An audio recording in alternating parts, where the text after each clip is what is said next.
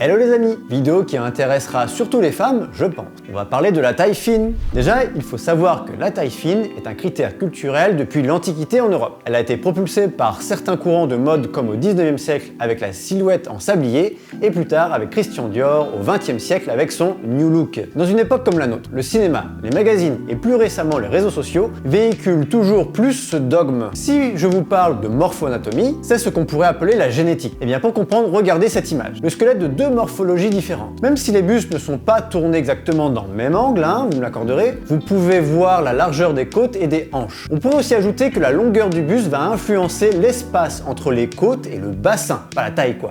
Petit rappel, ces dessins ont pour but d'illustrer la vidéo, donc les deux morphos sont diamétralement opposés. Autrement dit, toutes les nuances de morphologie existent entre ces deux-là. Donc ce n'est pas vous êtes comme l'un ou comme l'autre, mais très certainement plus ou moins l'un et l'autre. Pour synthétiser tout ça, vous comprendrez qu'au-delà de la perte de poids, la morphologie osseuse joue un rôle essentiel sur la taille fine. Et je ne parle pas d'avoir des gros os. Il faut comprendre que la largeur de hanche, la largeur de la cage et la longueur du buste détermineront votre potentiel pour avoir la taille fine. C'est bien beau tout ça, mais comment on fait pour le savoir? Comment elle est la nôtre, notre morphologie? Eh bien, c'est de l'observation et analyse de la morpho-anatomie. Et ça se fait beaucoup à l'œil et c'est très relatif. Votre longueur de buste est plus ou moins grand par rapport à vos jambes ou vos bras. Bref, on commence à traiter un autre sujet là. Tout ça pour vous dire que vous pouvez vous affiner en perdant du poids, mais n'imaginez pas ressembler à une personne dont la morphologie n'est pas la vôtre. Ce sera tout pour aujourd'hui. La morpho-anatomie est un sujet parfois difficile mais ô combien intéressant. Si vous avez appris quelque chose, n'hésitez pas à liker la vidéo et on se retrouve pour d'autres sujets